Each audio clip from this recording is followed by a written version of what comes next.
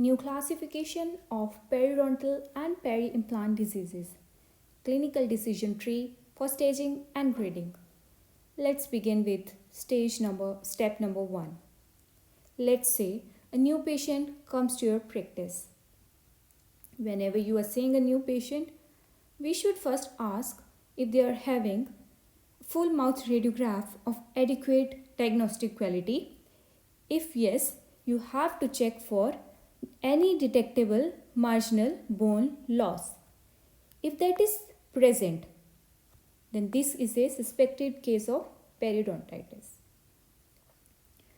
But now, if there are no radiographs available and also irrespective of the radiograph available, you have to probe around the gums. Take your periodontal probe and check clinical attachment loss.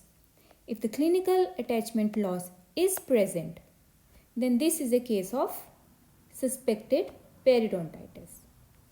If there is no clinical attachment loss, then check for buccal or oral resection and check if there is periodontal probing depth of more than 3 mm.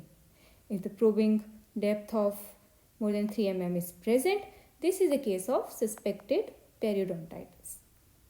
If no, there is no probing depth of more than 3 mm, no clinical attachment loss, no marginal bone loss, then you have to measure bleeding on probing.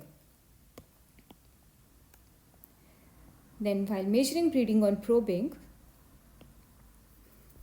if the bleeding on probing is less than 10%, then this patient is periodontally healthy.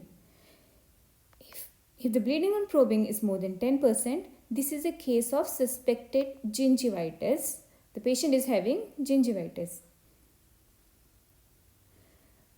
So, gingivitis can be localized, generalized. It is generalized when more than 30% of bleeding on probing is present and localized when it is less than 30%.